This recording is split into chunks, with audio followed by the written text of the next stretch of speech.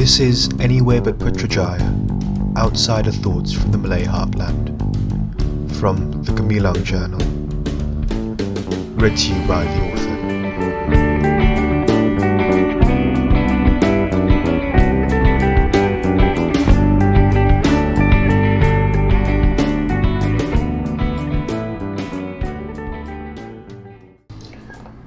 Prelude. I recently went to Johor, the core of the largest distinctly Malay polity in history, the Sultanate of Johor Riau, the home of the modern Malay language, the heartland of the grand old party of Malayan and now Malaysian politics, UMNO, at the invitation of a dear old friend of mine. We have known each other for perhaps 20 years now, since we were small boys in khaki shorts. He is a riotous laugh, an insightful thinker, and a talented musician. He also happens to be an UMNO princeling. His father was a minister and, up until the last election, an MP holding the family seat that his grandfather had held since its conception. His grandfather in turn was a titanic figure in the party and in national politics at large during the Husseinon and First Mahathir administrations, a minister whose remit stretched far beyond Putrajaya into the everyday lives of citizens around the country. Whilst the differences in our assumed politics might be an expanse, this has never prevented us from being fast friends, or indeed prevented me from having anything but a warm relationship with the family. When we were at university in London, he once decided to spin a tale that I was actually his long-lost twin brother, disowned for converting to Catholicism. That most of his flatmates believe the claim without scepticism is as amusing today as it was then. So when I asked him if I would be able to tail along for a day of campaigning with his father as he tried to re-win the seat he had lost, he saw no reason to say no. I came equipped with a notebook and questions. For the sake of narrative transparency, I should be upfront at the outset. I do not think I came back to the city with good answers to any of my questions. Perhaps I was equipped with the wrong ones. Perhaps when I was scribbling notes the night before I had still not yet sufficiently left the city behind. I can perhaps only say with certainty that I learned exactly how much I did not know or understand about the nation at large, and that the scope of my newfound ignorance has left me dazzled and hungry to uncover more. But the discovery of ignorance is itself crossing the threshold from the mundane to the extraordinary. It is the admission of smallness against vast creation that is the beginning of understanding it, and your place within it. Part 1. Moths must leave the flame.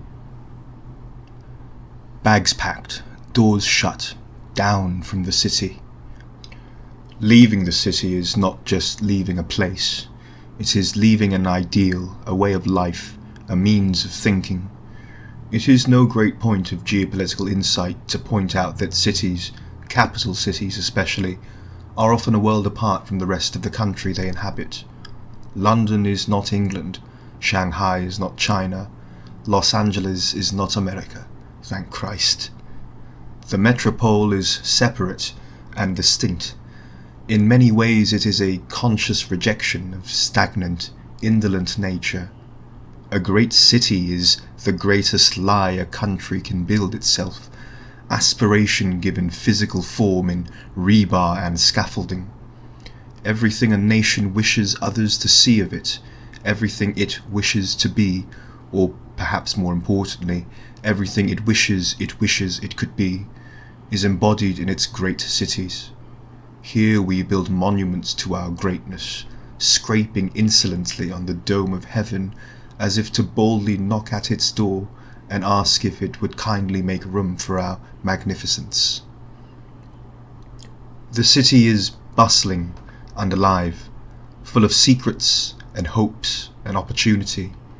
It is where dreams and hopes reside, where opportunity and heartbreak alike intermingle, drawing man from the countryside like a moth to a lamp, all-encompassing and warming and comforting, but also simultaneously searing with ultimate, almost divine judgment.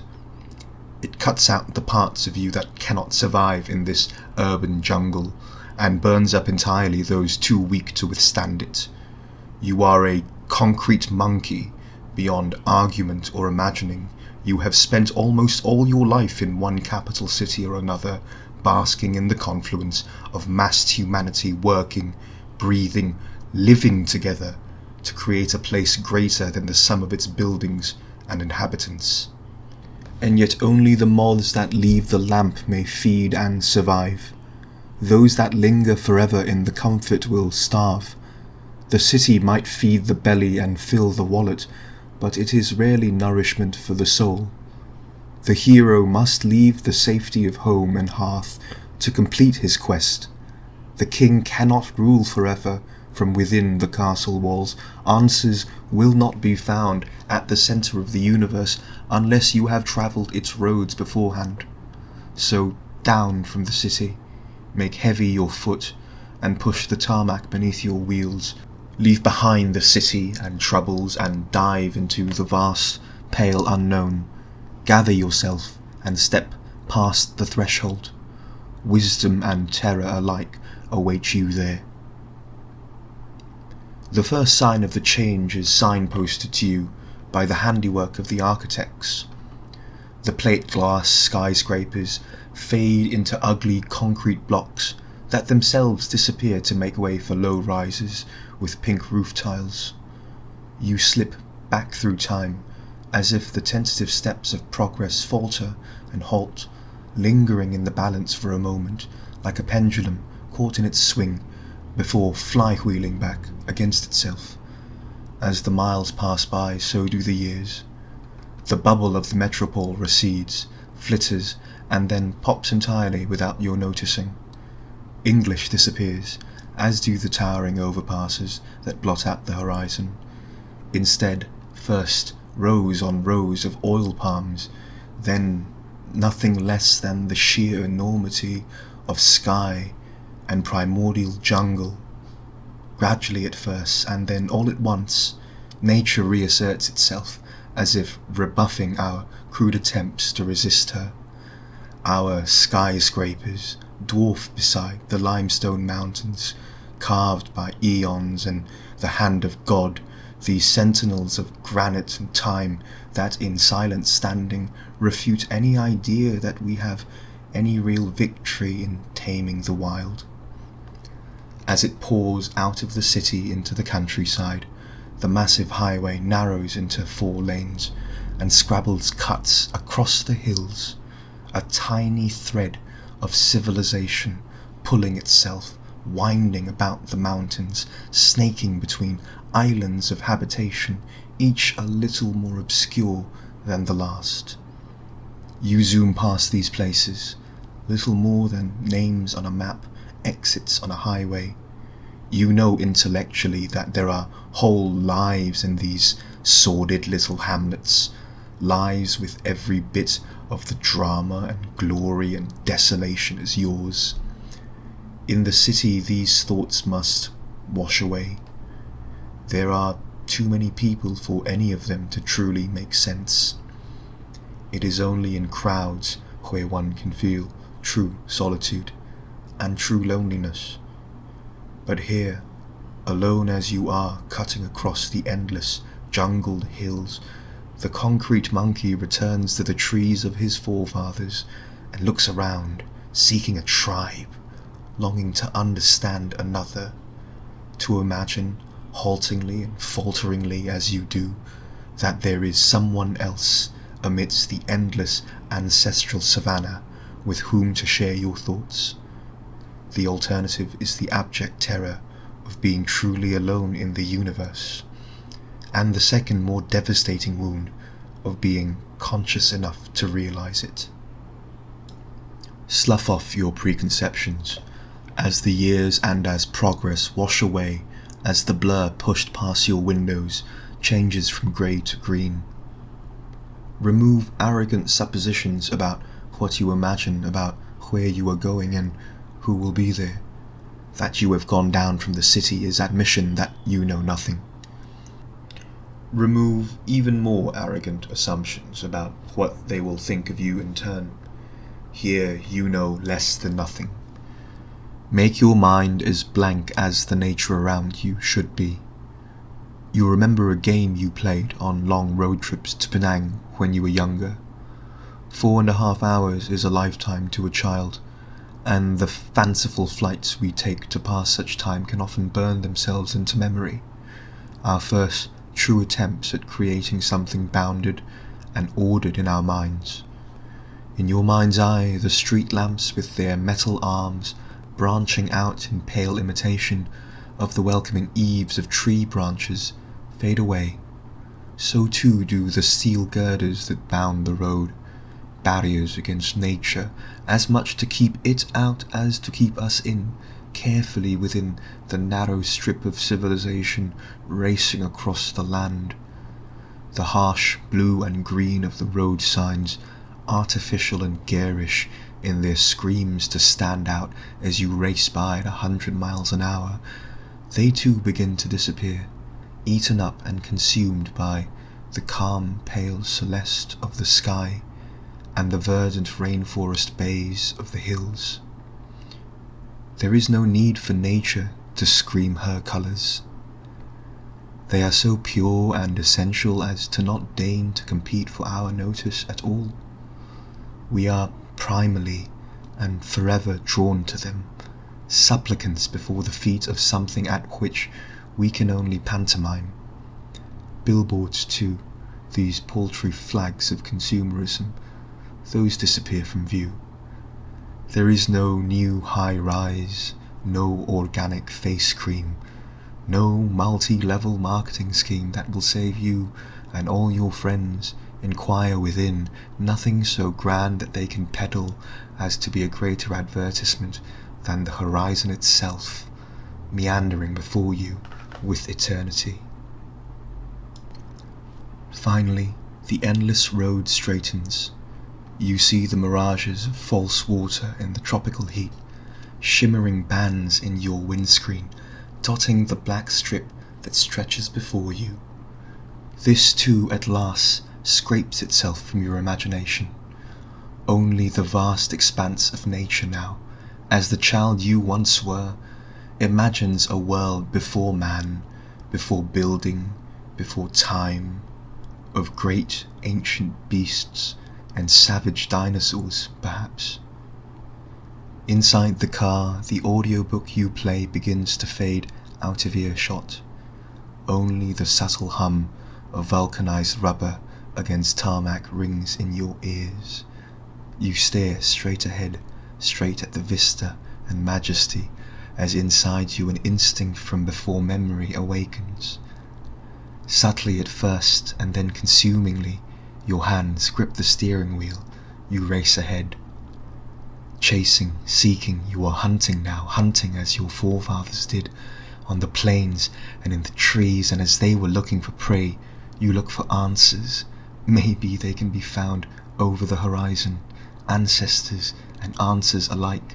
So the hum of the engine kicks up, and you surge ahead, palms full of sweat and grip determination. For 5 seconds and for forever, all other thoughts subside. There is a purity in the liminal, an earnestness in forgetting the trappings of your imagined civilization for a solitary, sacred moment.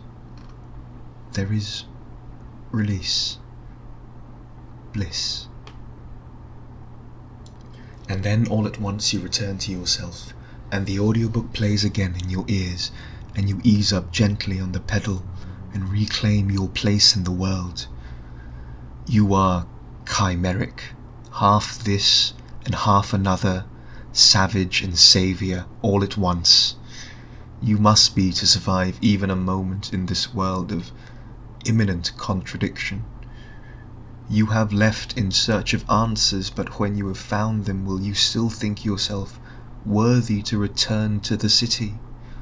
Or will your newfound knowledge attaint that which you held so dear? Will you scorn whence you came, decry it as bacchanalian and indolent?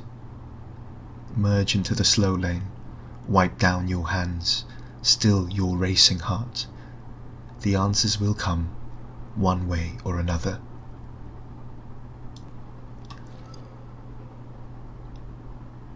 Part 2. The House Your Father Built. It is early in the morning, at least for a weekend.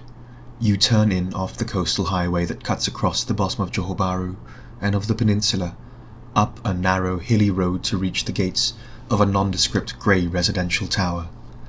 There is no pretension in the architecture here. This is a concrete cuboid filled with homes and discretion. 2 guardhouses flank the entrance. You wind down your windscreen and motion for one of the guards to come near. He moves lethargically at first, or perhaps skeptically. You are, after all, an unfamiliar face. "Pick up flat Dato'," you say, as you were instructed. This trick wouldn't work back in KL. There were bound to be at least a handful living in any decent luxury condominium.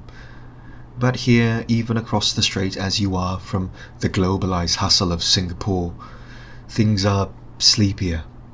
Time moves glacially to your still metropolitan senses. The world meanders by as a flowing river, and not a surging torrent. The uniformed guards perk up when you say the words, now suddenly all straight backs and smiles and salutes as you drive in. One of them leaves his post as you attempt to park near the lobby. He motions for you to follow him around the back, to a parking spot. As he is beginning to unhook the chains, your friend appears, sleep and mischief alike in his clearly still opening eyes. A brief pause for greetings and chat, then puzzling out where we might catch his father's campaign. We speed down the hill, and again you go down from the city. The first stop is one of 2 visits to Orang Asli settlements. The Dato', his father, is already there, smiles and waves, wearing a sash over the polo shirt embroidered with his name, and crowned with a headdress of woven leaves. He is halfway through triumphantly declaring his stump speech to an enthralled crowd beneath a bright blue awning. You get out of the car and walk over in time to hear the closing. He reminds them to vote, to do so early in the day, to make it a priority. He tells them to remember the good old days. As he says this, a small crowd gathers around your friend. They salaam in the traditional manner, and he dips his head as if to kiss hands with each of them as is appropriate to an elder. You cannot but mark carefully, and notice that despite this, they are the ones that are bowing at the waist and placing their hands upon their hearts. After each hand he moves on to the next hand in sequence. Your scruffy, in the process of waking up friend, metamorphoses in front of your eyes. Without pause or transition, he is a different person, walking in different shoes in this place, so outside of your everyday. Your eyes scan the landscape, a muddy river, single-story houses with zinc roofs. You squint your eyes up against the rays of the sun to see a hawk circling overhead. A few of the villagers look up too and point at the creature, saying something to one another out of earshot. A good omen, perhaps. Or is this your own infantilizing, presumptuous, urban arrogance again? Maybe they just think it's a nice-looking bird. You stand nearby, notebook open, and begin to jot down what you can hear of the remainder of the Datuk speech. You will hear the same points again and again throughout the day. Stability, a serious government. Don't you remember the good old days when I was here to help? Some of the crowd looks at you with bemusement, scribbling away as you are in your book. Your friend calls you over. He is speaking with someone he tells you is the village chief. You shake the chief's hand and return his smile, and bow ever so slightly at the neck. You have always felt slightly awkward attempting the salam, as your companion does. There is something foreign about the gesture, even as you have seen it done 1,000 times around you. Even the children here know how to place a palm against the forehead. You were taught to grip firmly, shake twice, and look people in the eye. If the chief takes any offence to your lack of cultural astuteness, he gives no sign of it. The chief beckons us to follow him. We slip behind the tent, past the modest crowd, take a turn behind the village hall, and arrive facing a narrow, poorly paved road stretching up a gentle slope. To either side of the path, ugly squat buildings painted in fading pastel colours sprout, their shuttered glass windows dusty and at odd angles. Plastic bottles and carrier bags and crushed tin cans. The detritus of post-industrial society, omnipresent even in what your concrete monkey brain childishly identifies as the wilderness, are littered in the concrete storm drains. It is a scene you might see in an advertisement for Oxfam or some other charity in the West. You have seen the street before, plastered on a London bus stop, the background against which a sad-looking child from a depraved third-world country looked on pleadingly for donations. A Hollywood producer might well think it an excellent setting for a nondescript tropical country at civil war, with a bit of added rubble and CGI fire. "Your grandfather built these houses," says the chief to your companion, motioning to the structures you had only just dismissed as set dressing for a blockbuster action film. "He made sure that our rights were protected as native people." The self-importance in your gaze melts away as you re-examine the buildings. On the banks of this river, amidst fields of wild grass and jungle vines, men with strained breath and sweaty brow dug trenches and laid foundations. They with their labour made walls and roofs where none had been. So what if nature in her cruelty, with jesting nonchalance, threw storms at the windows? They stubbornly still stood, still kept the inside warm and dry against wind and rain. Men made a road from a dirt path, and a dirt path from nothing at all. What have you made? What have you drawn from the ground, made into being with your will? Genesis tells us that cursed is the ground for thy sake, thorns also and thistles shall it bring forth to thee. These men, even knowing this, still in defiance chose to defy decay and entropy and the eventual ruin of all things. You imagine those men, your friend's grandfather included, standing here all those long decades ago amidst brush and jungle. You think that they would have had to play your childhood game in reverse, where you wiped out mankind's fingerprints to return what you saw to primordial harmony. They gazed upon the seething chaos and with their minds fashioned order. They looked at the wilderness and saw civilization, however small and meagre. Destruction is cleansing, but creation is an altogether more difficult thing entirely. The chief is not an altogether old man. By the looks of it, he would have been a boy barely out of small clothes when these houses were built. He has a straight back, a confident stride, and kind eyes, and speaks to us in raspy, lisping Malay. He tells us how he used to smoke 10 packs of cigarettes in a day, before one day he decided to quit because they were bad for him, and he never smoked another cigarette again. You believe him. There is a quiet iron to his stance that suggests that he could break open coconuts with sheer determination. For him to remember the man who built these houses speaks volumes about the megalithic stature of that accomplishment. These are no mere hovels. These are lighthouses of progress, blazing forth into the ever-encroaching dark, screaming, "We are here. We exist. We will not be snuffed out." The chief tells us that he recently studied native land title in Australia and New Zealand, and he used the lessons he learned to gain better protection for his land. Your ears perk up at this. These are topics you debated and studied in law school. You catch yourself being surprised that this native chief would know about native land titles before the realization shatters another pillar in the temple of your hubris. Of course he would know about it. He whose well-being and livelihood might well depend on the knowing, as compared to your dispassionate gazing from afar, seeking legal curiosity. What appalling superiority to imagine even for a second that you have some special claim to this understanding, that you are anointed by virtue of secret knowledge and a scroll from England declaring that you have sufficiently studied the letters of law. Interrupting your spiral of self-loathing, the chief points up to a battered electricity meter affixed to one of the houses. "And your father put the power in for us, as well as the plumbing," he continues, before turning to your friend. "So now we just have to wait for what the next generation will do for us," he says, with a toothy grin and a gentle chuckle. The both of you laugh along, and your friend says that it will be a few years at least. You do not know if he feels it gathering around him. Perhaps he's used to it by now. But you can see the swirling expectation of legacy, the subtle ancestral hope for continuity and stability.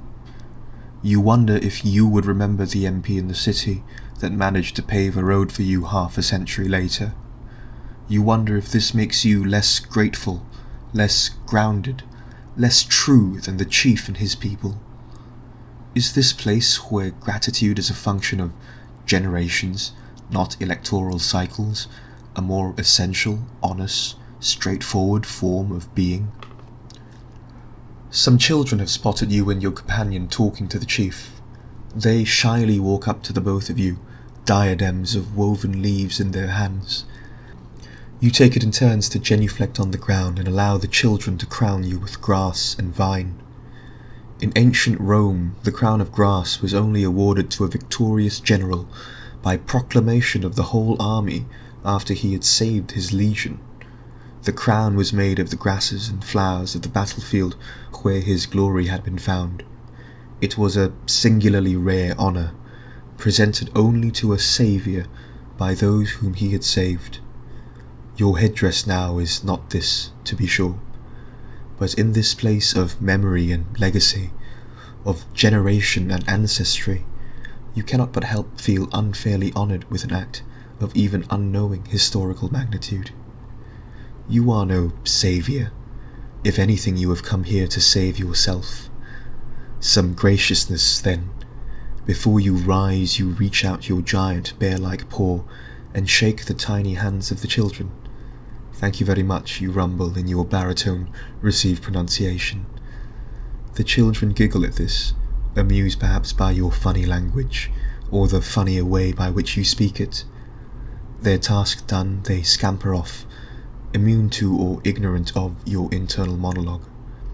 Perhaps it does not matter which. Perhaps they need no saviours. Applause emerges from under the tent. The speech is finished, and the datuk is now shaking hands and kissing babies. You walk over with your friend and shake his hand, greeting him as he rattles off a cuttingly sardonic reply, with a twinkle in his eyes. You laugh and thank him for letting you tag along. He tells you he hopes you have the stamina for it. Suddenly, a cry of delight erupts from a group of children.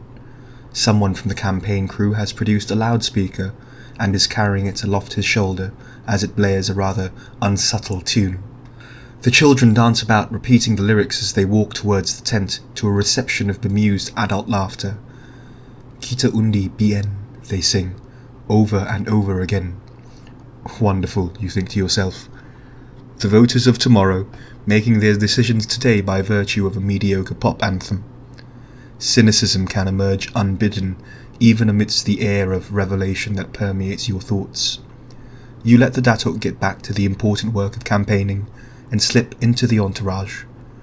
Together, you all meander to a wooden jetty on stilts, jutting out into the sea for a bit of rest and a photo opportunity with the village leaders. Fishing boats trawl in the distance under the midday sun. The bright blue campaign flags that dot the houses and pathways blur and fade against the pale of the sky and the deep of the sea. The stillness descends again as you collect your thoughts. A pang of guilt, perhaps, at your bitter thoughts towards the innocence of childhood dancing around music. On the next pier over, some children strip off their shirts and begin to jump into the water, splashing and screaming with delight. Between the man toying with his ponderings, scrabbling to make sense of the world around him, and the boys delighting in their childhood joys with dive bombs and star jumps, Which of the two seem more at peace, more certain of themselves and where they stand in the world? Are your musings so sophisticated, so evolved as to render the thoughts and concerns of others small, invalid, surplus to requirements? You let your thoughts drown out in the wind.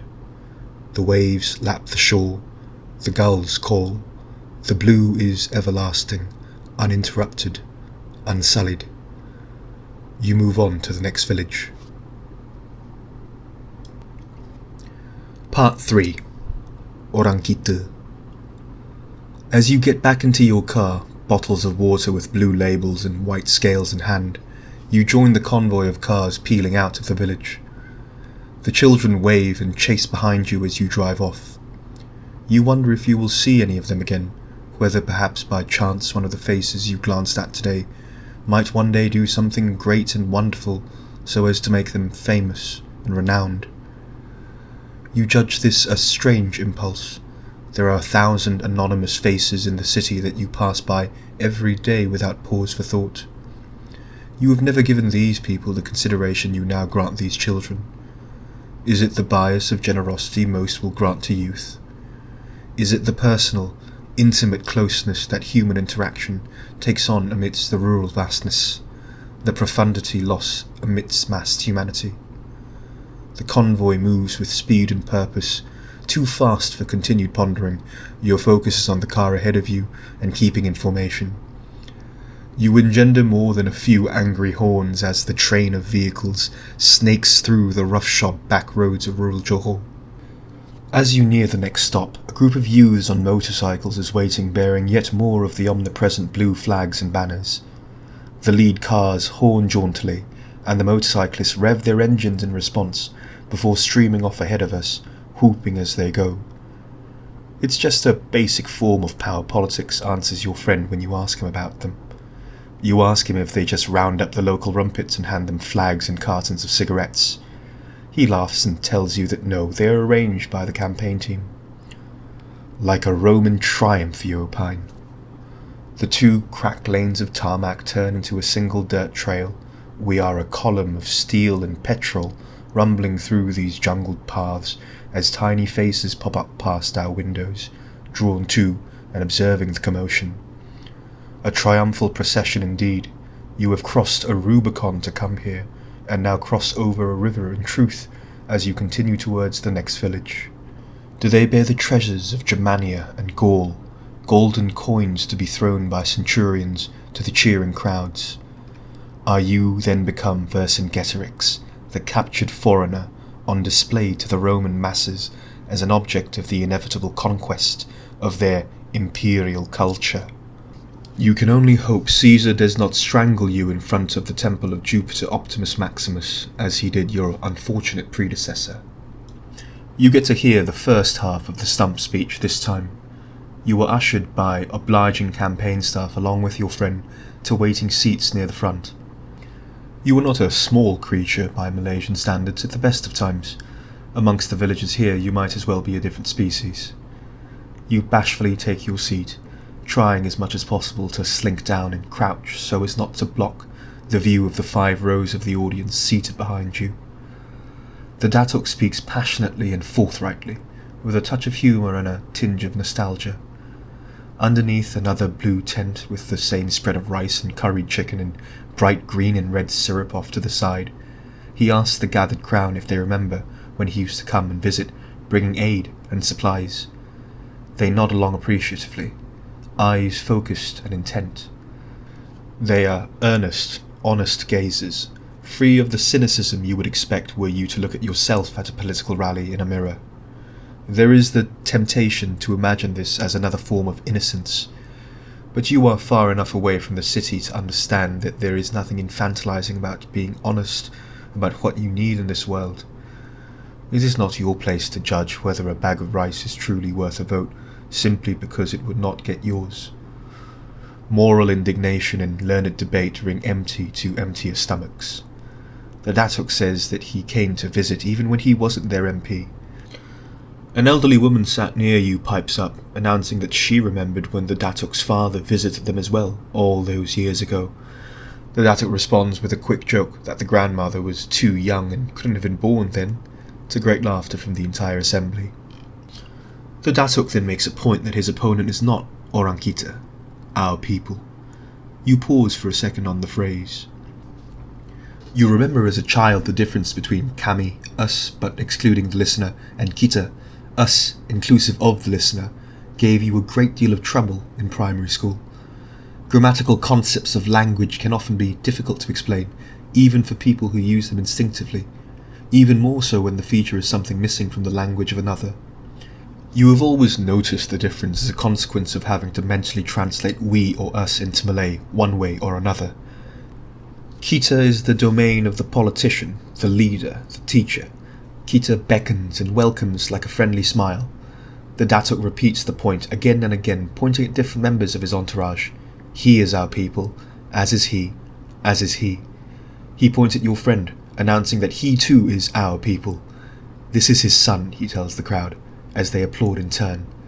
He might be a city person, but he is still our people. He is my son, and I've brought him here to see you all. And then, suddenly, time stands still, and the world around you seems an inch and 1,000 yards away all at once. The Datuk points at you, and with the tiniest of grins declares to the crowd, "But this guy's a rocket guy. No, he's not our people," he chuckles. "But no, don't worry, he is my son's friend. He came here to see how you are too, to see the problems of our people." The crowd laughs, and you give a tiny wave as appreciative and non-hostile as you can make it. Your friend is barely containing his own laughter next to you. You remind him that you enjoy not getting stabbed whilst on holiday. After the village, the next stop you make is at an UMNO building named after your friend's grandfather. A monochromatic blue image of his face serves as the logo. It is on mugs, on doors, on notepads and envelopes. There is a fine portrait of this man hanging in KL at your friend's house. There the artist has found his grandfather vivid, larger than life, in soft, warm tones. His eyes are narrow, with focus and determination, his mouth curled mid-sentence, his finger raised in fervent gesture.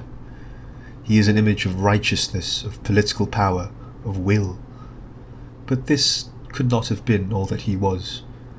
As surely as your friend slipped from one pair of shoes into another at the village, this grand old statesman was also father and grandfather. You could not tell it from the painting, not from this brush-made snapshot redolent with symbolism and gravitas. He is both less and more than a man there, two-dimensional but eternal in that stasis. You look at the same man's face on the mug of tea that was brought for you. Here he is even less real, the image flattened into deep blue and negative space. If you unfocus your eyes, the lines and shapes that make up the curves of the man's face and features begin to look like squiggles in the sand, hastily thrown together by a careless child. It is unface-like in the manner the faces on money are. So omnipresent and repeated by virtue of their importance, they cyclically find themselves mundane and almost unnoticeable again. Sharpen your gaze. What do you see? The visage is patriarchal, stoic, perhaps a bit grim. It stares forever into the middle distance with its almost eyes, never aging even as the man who once wore that face now takes his eternal rest. When our cities fall, when our nations crumble, when all we have built around us falls unto nothing more than a thinly strewn layer of debris sandwiched between the petrified stone of the ages, perhaps some future archaeologist will uncover a potsherd with this face on it. Will that be the last gasp of this great man's legacy? What will they think of him? Dictator or celebrity? Prophet or prince? You wonder how he would have wanted to be remembered. As he was in the painting, perhaps, eternally in a moment of triumph. Perhaps as he was on the mug, foundational, and the progenitor of a great legacy.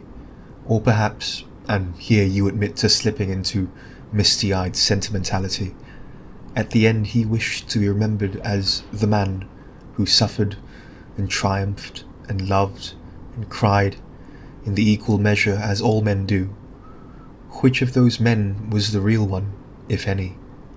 Can man truly be all of these things at once? Can one be more real than others? You consider your nation, consider what it is and what it could be. You know, sitting here in this place, you hold a different idea of what the nation should be than the people around you. You dream of a secular, diverse nation, a vision of a Malaysia fundamentally at odds with the one these men and women are trying to build. You dream of a country where there will be no need for orang kita. We will all be us, we will all be kita, never again kami. It is naive, optimistic perhaps. You do not think this means it is any less worth the fighting for. You are convinced, you remain convinced, even now as you write this, that you are right and they are wrong, essentially wrong, in an almost platonic sense. You are convinced that your way would not only benefit yourself, but in the long run, everyone else as well. It has taken you 300 kilometers to discover the simple, essential truth that they believe the same thing too. It is an almost embarrassing realization to stumble upon. In the midst of the city you believe you see clearly. You stand from the top of dozens of floors of steel rebar and poured concrete and gaze across the Klang Valley. You see the dazzle and play of the lights. You see the illuminations in the distance. You pick out landmarks, each more fantastic than the last, and think this is the universe. This is the totality of creation. But that is only one image. Another is the narrow road with the houses his grandfather built. The zinc roofs and tarpaulin sheets and the open drains. Which is real? Can both be at once? We are vast, we contain multitudes, but you doubt if Whitman ever contemplated such enormity, such variety. The Datuk bursts into the room with aplomb, and we rise to greet him again. He asks you why you have come to follow along in his campaign. You tell him you are writing about the Malay-Islam dichotomy in modern Malay identity and whether Malayness and Muslimness are competing forces to Malay voters in this election. He looks at you for half a second, and then he turns to one of his companions with an almost annoyed smirk. You see now what the young people are nowadays are talking about. Come along, we're going for lunch. You are not sure if he is impressed, bemused, or concerned. Perhaps all three, all at once. You finish your tea and head out to join the convoy. You are not lying, not at the time at least, and perhaps those thoughts will find their way to page one day as well. But there are more important questions to ask here, even if they are only asked silently. You arrive at a nondescript Malay eatery surrounded by a bare car park. Under a 5-foot walkway, tables and chairs have been set up opposite a stall, selling what seems like every variety of curry and fried fish ever conceived. Tables have been cleared out for you. Your friend motions to come along to have a look at the food on offer.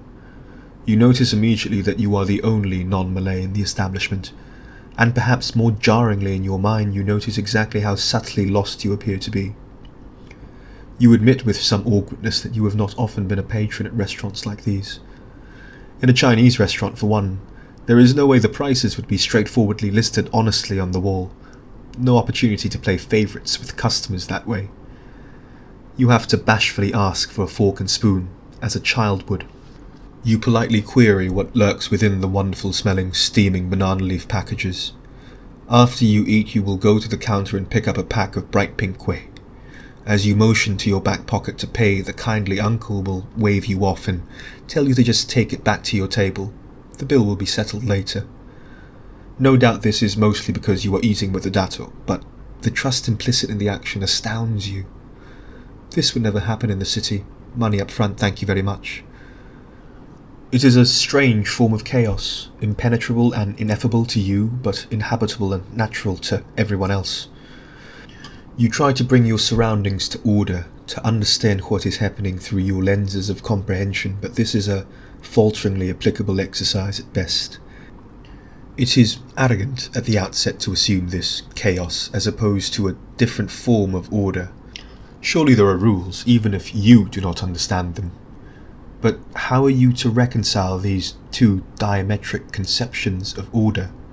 How can two people look at a thing, one seeing order and another chaos, and yet both be right?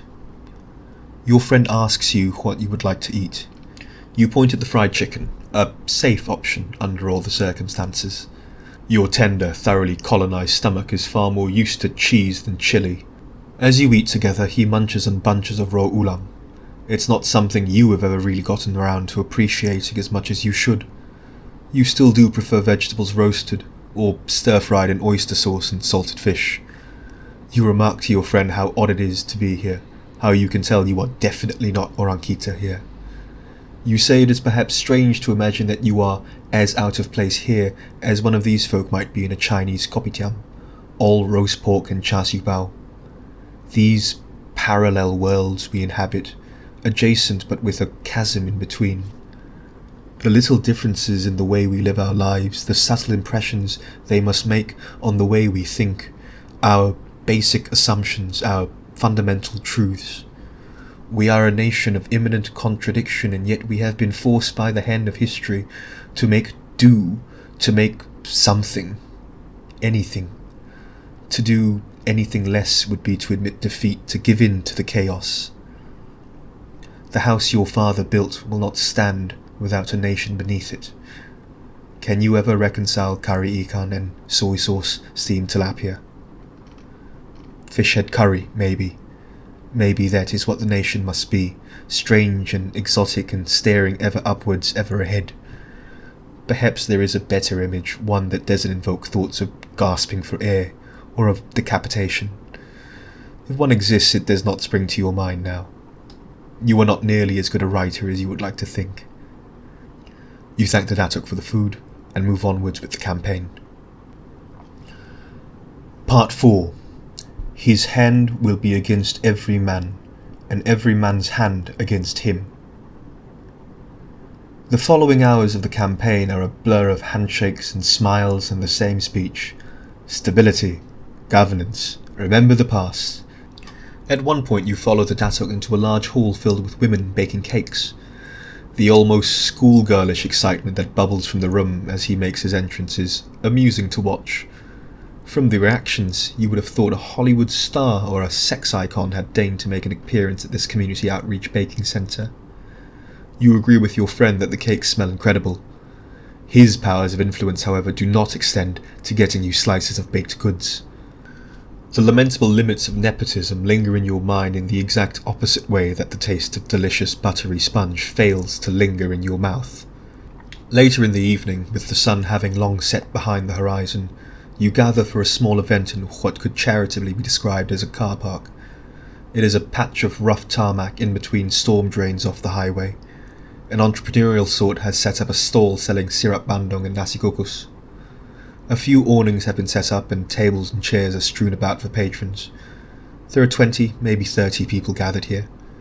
Everyone present bar yourself is Malay. It is an event organised by a Malay NGO working in conjunction with the campaign. It is a modest turnout, not unsurprising given that it is late in the evening. The Datuk's Hilux pulls up to the cleared centre of the asphalt plot, his image draped across the back, all smiles and raised thumbs. A speaker and microphone are set up in the back of the truck. He hops onto the back, rubber slippers doing him no favours with slipping. He steadies himself and begins his speech. It proceeds much as has done since the morning. Stability, remember the good old days, go out and vote. There are some titters of laughter, some gentle applause, an entirely benign, moderately successful ceramah, as far as these things go. And then he makes the orang rocket joke again. This time the reaction is different. In the daylight and in the villages the remark was met with a few jocular boos and general laughter. You would laugh and wave a bit, and look at the ground in feigned embarrassment. This time, however, the crowd goes quiet. Suddenly and all at once you feel 60 eyes all searching for you, scanning the crowd to see who exactly is not Orang Kita. You are being hunted now, subtly and quietly. Our darker impulses emerge with the sunset. The evening is a time for secret plotting and the unearthing of hidden resentments. You wonder for a moment exactly what form of bogeyman each person might be imagining. You know intellectually that the rhetoric many of these people are exposed to renders your identification as a rocket man a veritable mark of the beast. There is blood on your hands. You are as Cain marked by God for committing your primordial sin. And now thou art cursed from the earth, which hath opened up her mouth to receive thy brother's blood from thy hand. You wonder morbidly if any of the silent, gazing eyes had relations who suffered during the communist emergency. Thank you, Ustad Hadi, for that particular infective, racist brainworm. The silence lingers for a moment longer than it should. The Datuk breaks the tension, announces that you are a friend of his son's, that you are here with him, and that they shouldn't worry. You breathe a bit easier again. After all, even the Emperor needs a court Jew. You glance at your friend who this time is smiling silently straight at the floor. All things considered, that might have gone a lot worse. The speech ends and you are ushered together with your friend to shake hands with the organisers and smile for some photographs. You slink away from the latter. Under the circumstances, perhaps a record of your presence would not be entirely appreciated in retrospect. You are brought to a long trestle table. Chairs have been laid out only on one side of its length. Plates of noodles and small cups of strong black tea are being handed out. The Datuk sits in the centre as his entourage takes seats beside him. You were seated at the end of the table with your friend. It occurs to you that Leonardo himself could not have framed a reenactment of his Last Supper any finer. We are all seated and facing out together, the Messiah in the centre, breaking bread with his disciples. You realise in this tortured metaphor you are seated as Judas, the outsider, furtively consumed in his own thoughts. You suppose that 30 pieces of silver would not go entirely unappreciated, given the piercing awkwardness of the situation in which you have found yourself. The noodles are spicy, the tea is sweet, the night is humid. As you eat, men, and it is invariably only men, walk up and wander about the other side of the table to where you are all seated. Some go up to the Datuk to thank him, shake his hand, take photographs. Some mingle and eat standing up from plates of their own. On occasion you notice someone looking at you, not intently perhaps, but with curiosity and uncertainty. When this happens and you move your head up to catch their eye, they invariably break into a small smile and nod their head in polite acknowledgement. You return the gesture, trying as best you can to put the people around you at ease. Perhaps you misjudge confusion as hostility. You know you stick out strangely amidst this crowd. As they look at you, they see an unknown quantity, an unresolved mystery. You are two tribes of concrete monkeys, noticing the strange smells and unusual howls from the other. You realise they do not trust you, not in any malicious sense, but in that one cannot trust what one does not understand. You are chaos now, amidst their order, impossible to penetrate, to comprehend, to contextualize. Beyond their experience and so beyond their understanding, but in a way that speaks not of their ignorance but of your own strange, dispossessed existence.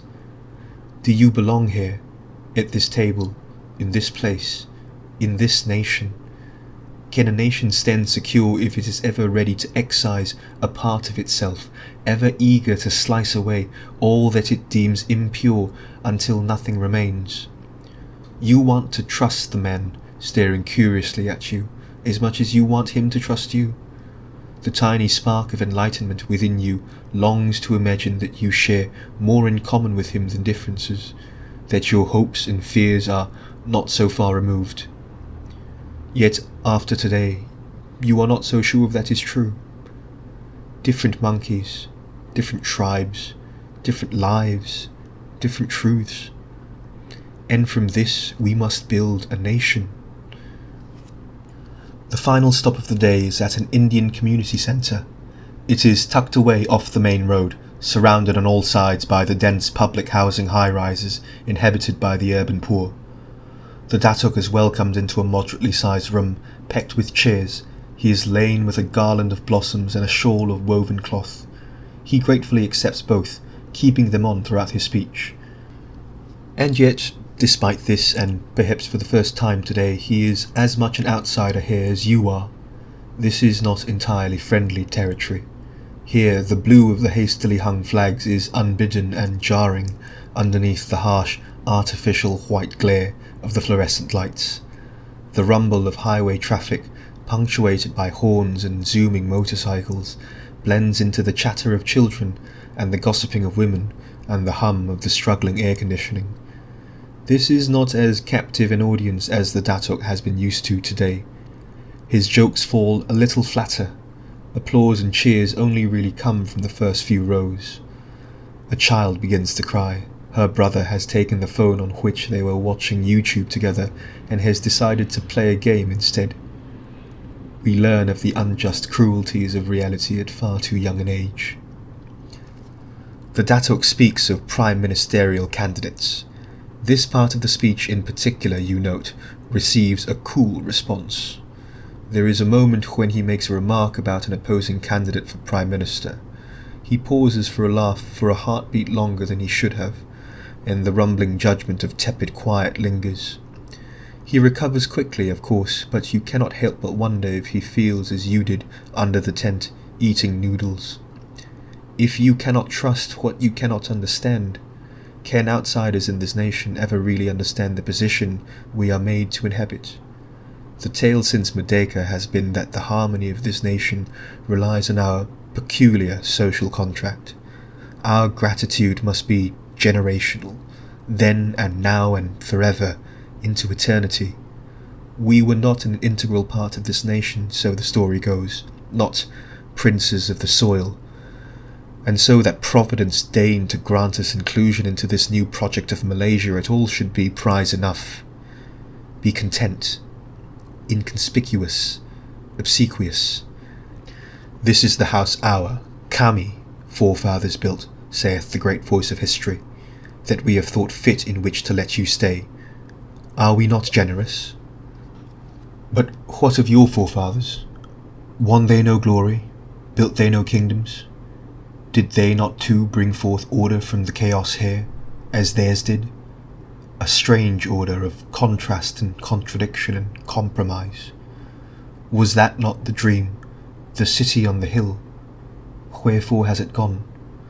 Was it real in the first place, or were we labouring under illusions of post-colonial ecstasy, so bound up were we in the defeat of our oppressors that we had not considered whether we would co-opt their tools for ourselves?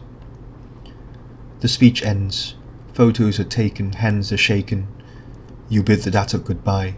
He will continue on to a late-night strategy meeting for the next day of campaigning, before retiring for the evening. He was right, you do not have the stamina for this. Right now the only thing you truly desire is a stiff drink to warm the soul and belly to long-awaited rest.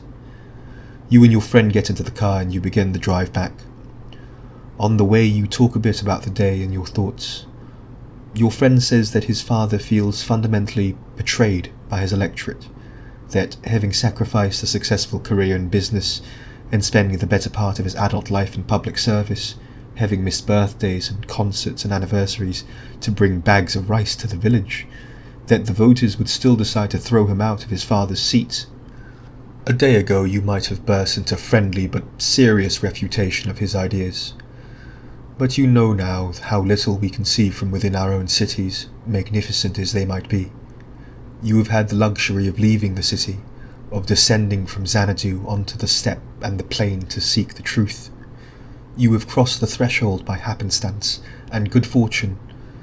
But can the Lord truly ever leave the castle?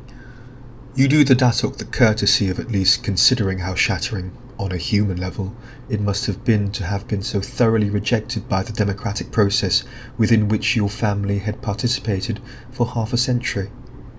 Bright blue flags billow beneath the glow of the street lamps as you race down the highway. You point out the window.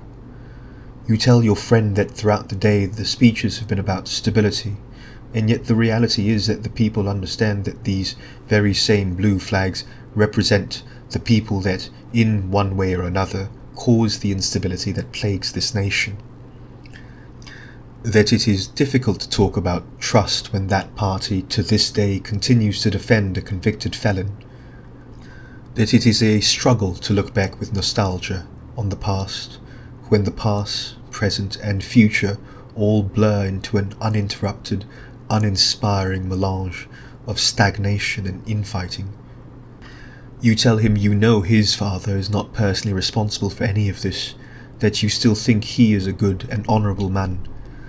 But just as his grandfather is made a symbol in paintings and on buildings and on mugs, so too his father has and must become one. That is the job, unfortunate and plain and simple as it is. You cannot blame the voters for listening to you when you say you are a party man, and then deciding that that party no longer works for them. You say, when he tells you that his father feels betrayed despite his hard work, it is, as with many things today, fundamentally a question of trust. His father trusted that by doing real work, elbows in the mud, boots on the ground work, he would be rewarded with the right to continue doing that work. His voters trusted that he would represent their views. Both failed the other in a simple, subtle way. They failed despite doing what they were meant to do, what they thought was right and good. They failed despite both trying to bring order to the chaos, and in their failure their trust faded. Can you build a nation on anything but trust? You do not sign contracts with people you trust. If you trust someone in the true, essential meaning of the phrase, a handshake and their word should be enough. You put ink to paper for certainty, for security. Physicality serves in place of trust of spirit. What then is a constitution to a nation? Perhaps it is fundamentally an admission that this many concrete monkeys cannot truly trust one another. We write using our faltering human tongues, our dreams, our aspirations, our principles. We record for posterity those values and thoughts which we hold sacred and true, even if we do so knowing we may not live up to these grand ideals. We trust in these precepts and hold fast to them, that we might all find a point of singular, shared sanity amidst the maelstrom. But what happens when suspicion and doubt, when the fundamental lack of trust is assumed and written into such a secularly sacred text?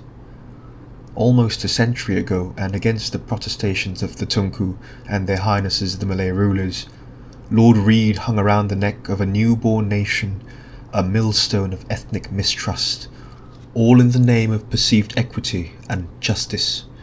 He did not have the chance to go down from the city.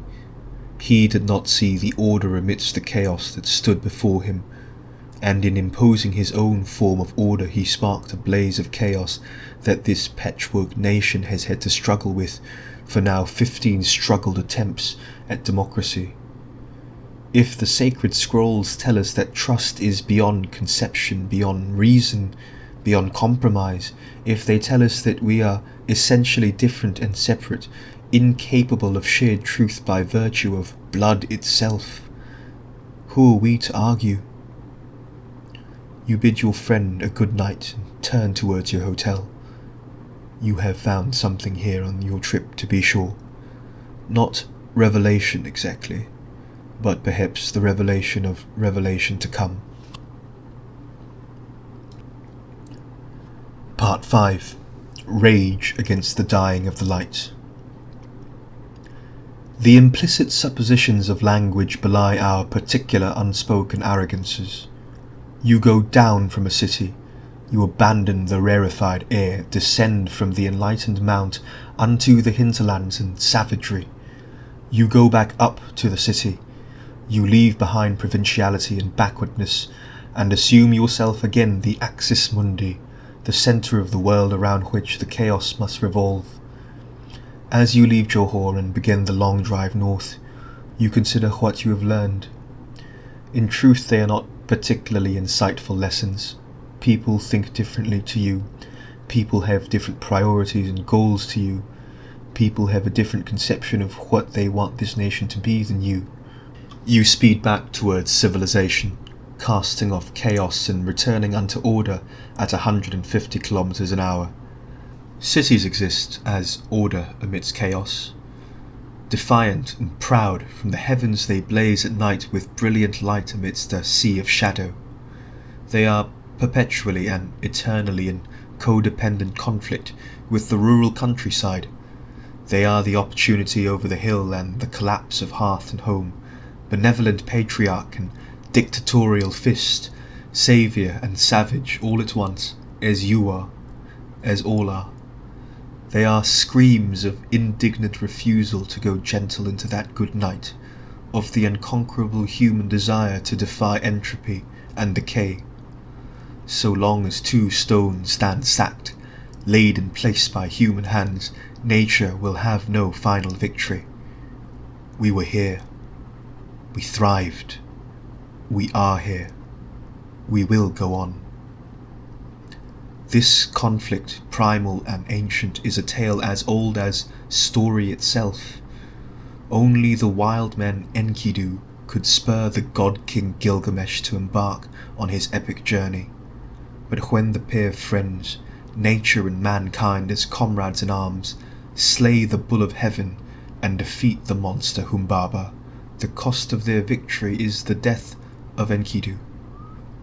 Though the two fought at first, order and chaos in cosmic, metaphysical conflict, their triumph is only won with the fall of the noble savage. Are we become Gilgamesh, glorious and conquering, but forever besotted by the loss of our truest companion, he who was our opposite and equal? Will we only mourn Enkidu when he is gone? The concrete jungle reappears in view. You feel urban coldness and dispassion, temporarily buried and subsumed beyond the city, re-emerge in the corners of your mind. You chuckle to yourself. Despite pseudo-spiritual revelation, the concrete monkey ever lurks. Back in its natural habitat, it reasserts itself with the pheromone dominance of the primate. Pink slate roofs melt into tall concrete slabs, which in turn fade into the mirror facades of the skyscrapers, reflecting the city endlessly back onto its inhabitants. The centre of the world can only gaze at itself. In the distance you see 118 floors of plate glass and steel rise like a monolith on the horizon. It is jarring and comforting all at once. Your metropolitan arrogance creeps back for a second, smiling slightly at the almost provincial stature of what they call skyscrapers in Johor. A good reminder, perhaps, that you have not returned to the city nearly as enlightened as you would have hoped. The towers, stark and proud, erupting from the urban sprawl like Yggdrasil, the world tree wrought in iron. In the distance it does not so much reflect the light as it does absorb it. Focused on the road as you are, it looms in the periphery, almost featureless and flat in the background. It is not so much as a structure as a looming void, a great shape that dominates with harsh, artificial lines in contempt and dissent of the curving order of nature that it imposes itself upon. In the corner of your eye it is almost as if someone has jaggedly sliced out a sliver of the sky, as if creation itself has been cut by the cosmic craft scissors of an infant god making a collage from cut-out pieces of old magazines. Amidst the landscapes you had seen on the drive to and from Johor, it would be an aberration, a monstrosity beyond countenance, a spear of bleeding chaos planted amidst the untouched, verdant green. But here, in the city, here it gleams as a great sentinel, a lighthouse calling near and far. It crowns the city from which it emerges, gigantic and incomprehensible and breathtaking all at once. It is a pillar of brilliant, bleached alabaster midnight, a world axis of order throwing back the darkness, back the chaos, back the wilderness and the rot. It is neither. It is both. You try one last time to play the childhood game, to erase the monolith from view. Even imagination fails you here. It is too vast, too real. Look upon my works, ye mighty, and despair. Will this titan not too crumble despite, or because, of its immensity? What is the point of the struggle if we are bound by nature and time to failure? The impossibility of a dream does not in and of itself render it unworthy. The tower was impossible. In many ways it still is, and yet there it stands, defiant against gravity. It knocks on the door of heaven. The city too is impossible. It is an amalgam, a mongrel creature of 1,000,000 dreams and hopes and tragedies. It cannot contain them all, not in truth, not when the hope of one will dash 100 others. But it manages. It struggles on. It thrives despite itself. It lives and grows and is. To be. What glory it is, simply to be. It is glorious because it is defiant and rebellious. It refutes the chaos and imbibes it, moulding it into a perverse, transient new order. It is the impossible dream, the vision of paramount contradiction. It is nature and time screaming no, and spitting in the face of it all and simply continuing to be. That succumbing to the chaos is easy, that the low road beckons, that the goal is impossible. These do not tarnish the dream. When sins have been cleansed in the purest water, when a thing is worthy and noble, the gates of hell cannot prevail against it. Back up to the city, to dream once again of things impossible. That was Anywhere But Putrajaya, Outsider Thoughts from the Malay Heartland, from the Gemilang Journal. If you enjoyed that, you can read more at gemilang.org. That's gemilang.org.